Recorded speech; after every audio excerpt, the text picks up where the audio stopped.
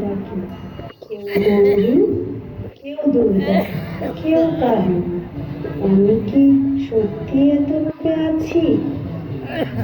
নারায়ণ নারায়ণ, প্রণাম প্রভু শম্ভু, প্রণাম দেবী আত্মশক্তি।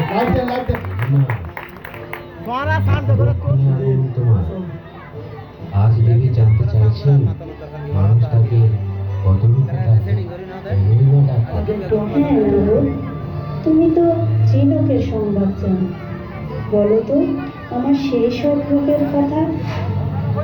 দেবী, তুমি নবরূপে জগতে প্রকাশিতা। আমি এক এক করে সংক্ষেপে তোমার সে সকল রূপ বলি, যেমন ভবিষ্যতে মানুষ নিত্য পূজার মাধ্যমে তোমায় স্মরণ করে।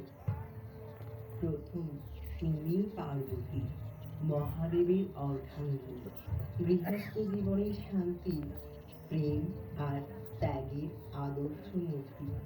দ্বিতীয় রূপ ব্রহ্মচারী, একনিষ্ঠ তপস্যা ও অবিচল সাধাসিধে ব্রতী রূপে, যিনি যোগী ও ভক্তদের অনুপ্রেরণা।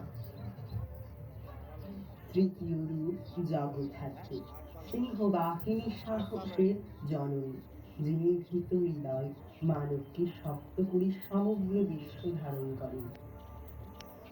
চতুর্থ রূপ শাকম্ভরী, শস্য ফল শাক সবজির মা, যিনি দুর্ভিক্ষে শুষ্ক ধরাতল সবুজ করে তোলেন নিজের দেহের অন্নে।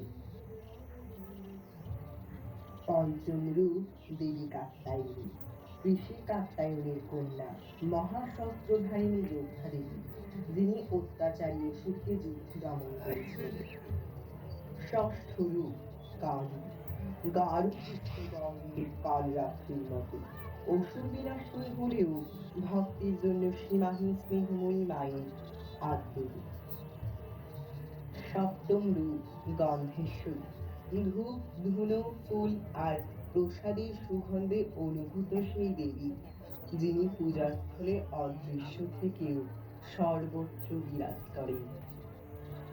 অষ্টম রূপ অন্নপূর্ণা, ক্ষুধার্তের মুখে অন্ন দিয়ে যে বলেন, ক্ষুধা নিবারণী আমার শ্রেষ্ঠ পূজা, জীব জগতে ভরণ পোষণ যার হাতে।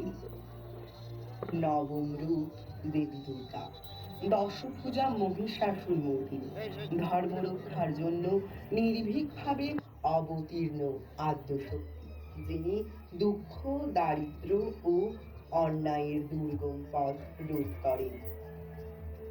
এইসব রূপই কি তবে